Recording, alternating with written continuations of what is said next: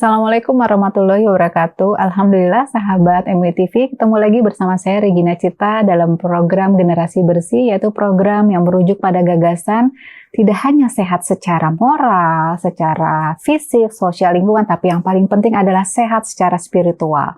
Nah, hari ini kita akan bahas bagaimana sih peran ulama dan masyarakat dalam mencegah penyalahgunaan narkoba. Tentunya saya tidak sendiri, sudah hadir bersama saya Bapak Dr. Haji Dendi Wijaya Saputra MPD dari Wakil Ketua Ganas Anar MUI. Kita sapa dulu yuk. Assalamualaikum warahmatullahi wabarakatuh. Waalaikumsalam. Apa kabar Bapak? Alhamdulillah baik Bu Regina. Baik ya, Alhamdulillah. Pokoknya terus menyuarakan anti narkoba. Pasti, wajib itu. Wajib ya. Wajib. Nah, saya mau nanya nih lebih spesifik, bagaimana sekarang peran ulama, habis itu baru peran masyarakat nih. Peran ulama dulu dalam menanggulangi penyalahgunaan narkoba, Pak Dendi. Iya, jadi peran ulama saat ini tuh sangat penting di dalam terutama pencegahan ya. Karena memang dasarnya itu harus melalui agama. Betul, setuju. Jadi pendekatan pendidikan, terutama pendidikan agama itu penting.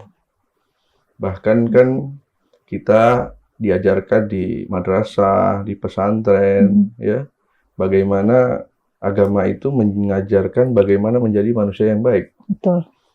Jadi gitu.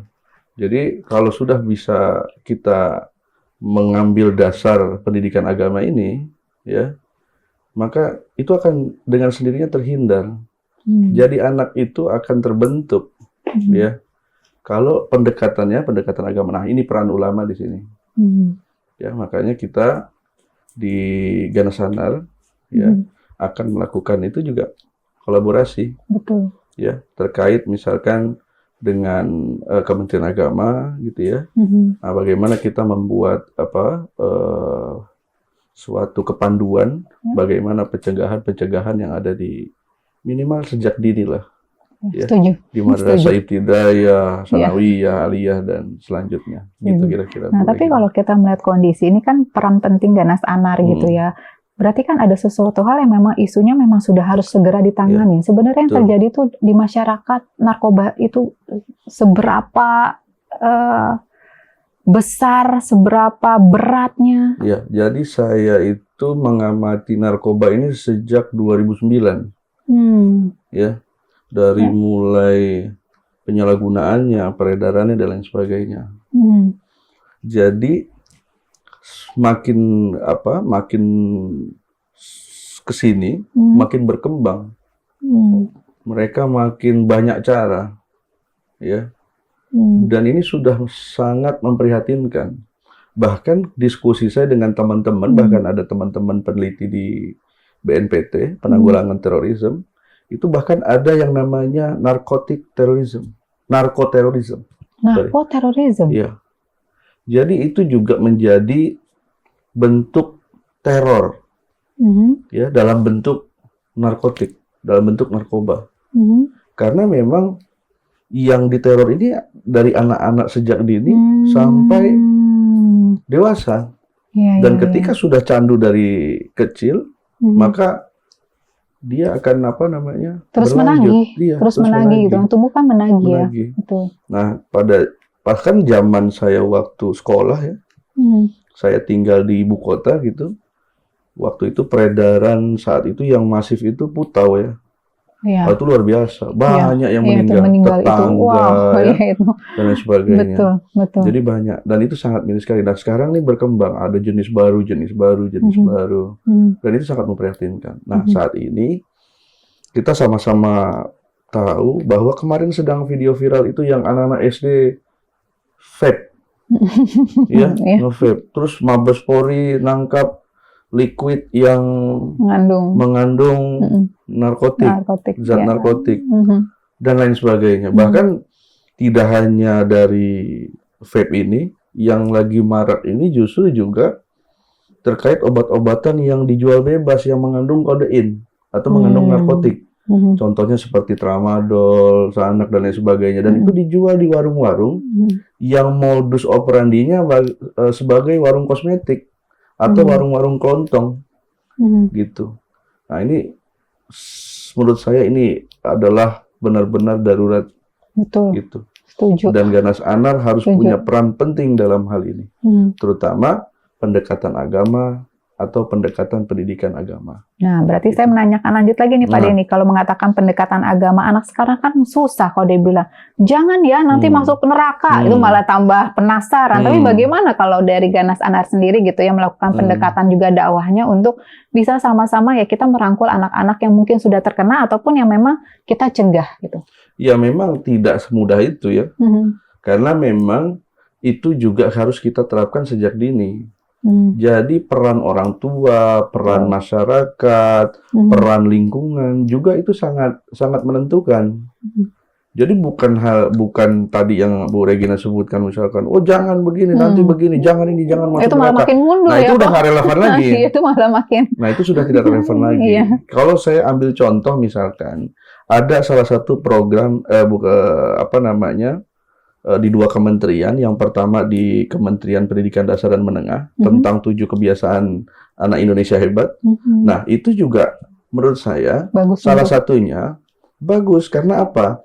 Kalau dia diterapkan sejak dini, maka dengan sendirinya itu anak itu tahu mana yang baik dan mana yang benar. Betul. Karena memorable kan. Memorable karena di situ kan di dalam 7 kebiasaan anak Indonesia hebat itu kan ada ibadahnya, ya.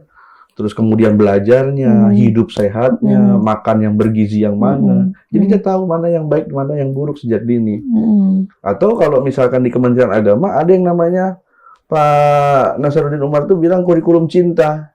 Masya Allah. Ya. Jadi kan kalau kita sepeduli sesama manusia, gitu ya, kira-kira kalau yang berbuat buruk kira-kira dikerjakan nggak? Enggak kan?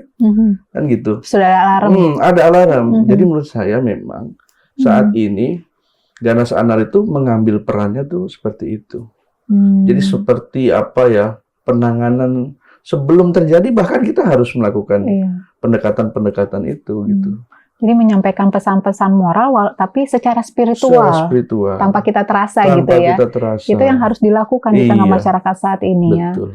Karena memang levelnya juga sekarang ini pengguna itu kita bicara khususnya yang vape yang gampang dan mudah dari SMP loh Pak. Iya. Bahkan sekarang nih ya, Bu Regina, anak-anak itu kalau turun dari kampus itu, saya kan ngajar juga. Di salah satu perguruan tinggi. Jadi kalau saya perhatikan, anak-anak perempuan yang baru selesai kuliah itu mereka udah nggak malu lagi tuh. Jadi jadi gaya hidup. Jadi kayak gitu makan es krim gitu ya, mungkin ya disamakan dengan seperti itu ya. Gitu kan. Nah, makanya pengetahuan tentang bahayanya ini kan kita belum ya. Betul.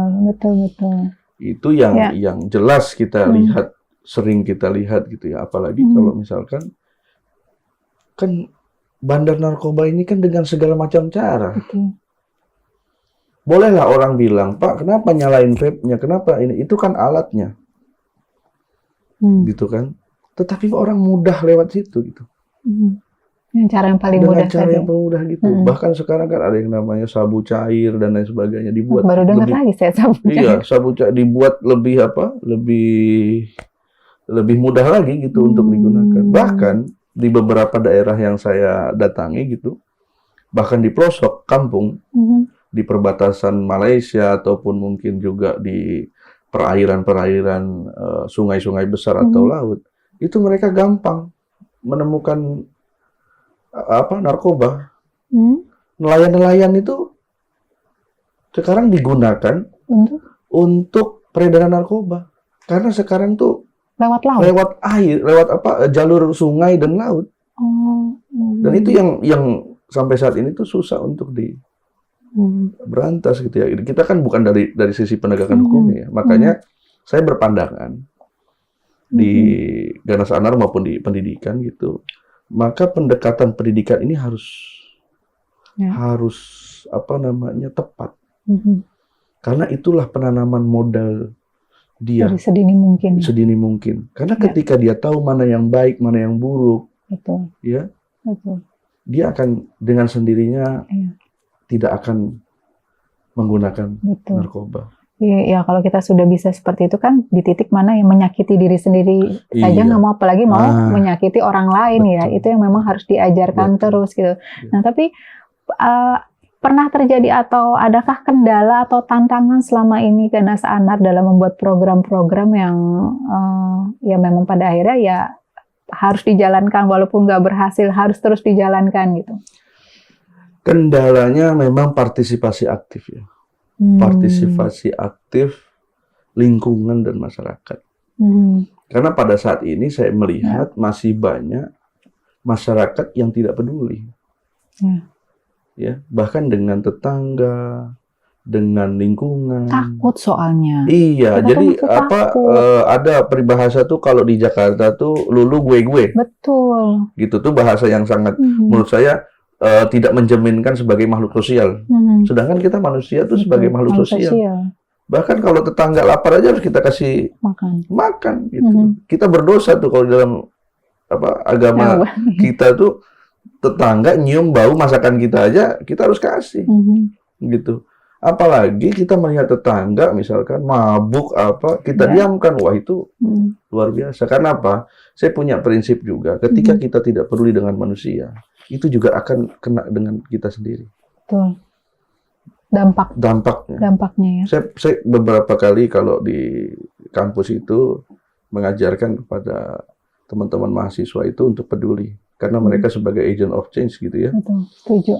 Bahkan saya pernah memberikan pandangan, contohnya seperti ketika ada orang yang tidak mampu di depan rumah kalian, ketika kalian tidak peduli, itu ya, kalian itu merasa nyaman atau tidak? Saya bilang gitu. Akhirnya mereka berpikir, dan saya kasih gambaran lagi.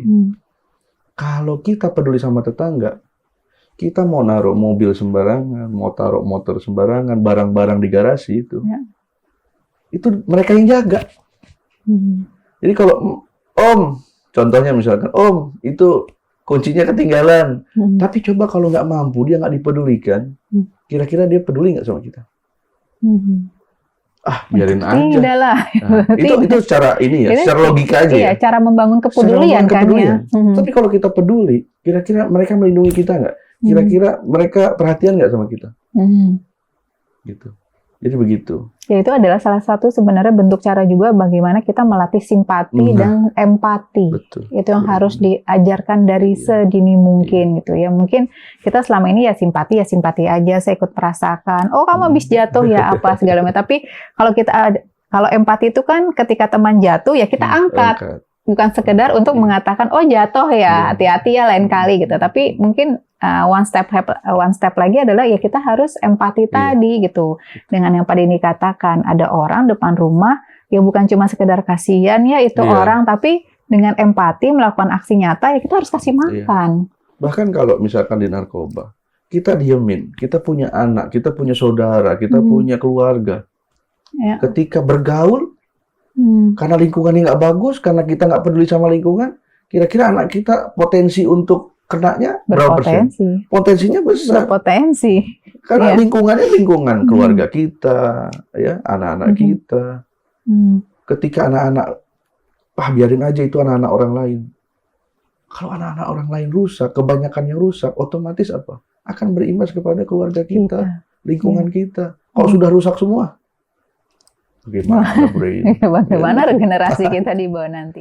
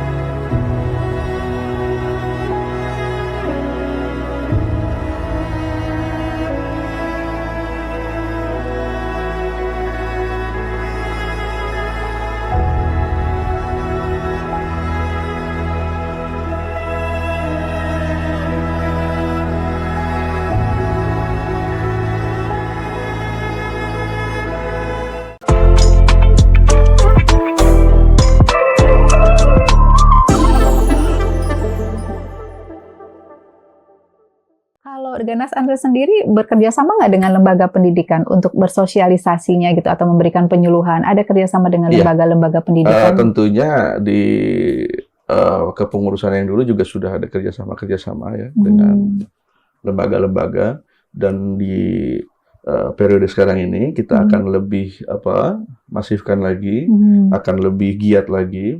Ke depan kami juga akan membuat naskah akademik. Kira-kira nanti apa yang bisa kita lakukan di kerjasama dengan Kementerian Pendidikan Tinggi, nah, itu kan di wilayah kampus, terus kemudian juga dengan Kementerian Agama, dengan perguruan tinggi agama Islam, ya, terus kemudian dengan madrasah, pesantren, sekolah, dengan Kementerian Pendidikan Dasar dan Menengah, dengan Kementerian Pertahanan, dengan Lembaga Pertahanan Nasional, LPSK, terus kemudian juga dengan KPAI, ya banyaklah. Nanti kita ke depan akan berkolaborasi tidak hanya dengan BNN, tetapi dengan lembaga-lembaga pendidikan yang sama-sama memang fokus untuk penyalahgunaan narkoba ini ya, dan bahayanya terhadap generasi bangsa. Itu yang paling penting juga ya Pak Dendi. Nah, melihat peran sosial media. Nah, ini kan juga menjadi konsentrasi buat kita juga ya, karena sosial media tuh mau nggak mau, suka nggak suka, ya memang pencetus trust tingkat pertama gitu ya. Dan mungkin kan dengan kondisi yang sekarang kita lagi fokus gitu ya terhadap narkoba ini, peran sosial media kan juga menjadi salah satu yang memang menurut Pak Dendi sendiri salah nggak sih sosial media ini? Gitu. Gini, kalau sosial media itu memang kan semua itu kan punya etik ya. Ya. Kalau segala sesuatu itu tidak ada menggunakan nilai-nilai etik, maka akan keluar dari jalurnya. Betul, iya. Gitu. Nah, penggunaan media sosial pun juga harus berdasarkan nilai-nilai moral dan etik. Jadi kalau misalkan kita tidak menggunakan nilai-nilai itu, ya akan rusak, gitu.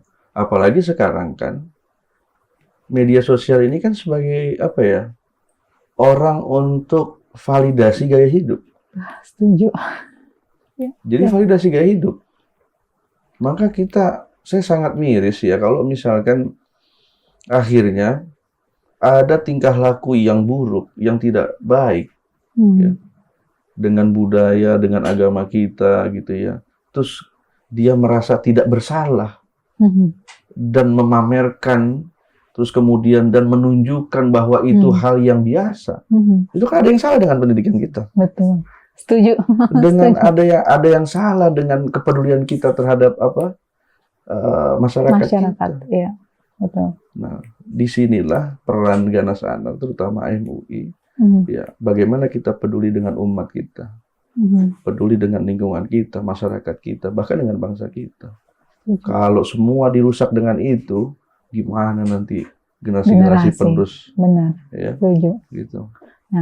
Nah, dari Mas Dendi sendiri, Pak Dendi sendiri mewakili dari Ganas Anar gitu ya. Apa nih pesan penting gitu ya?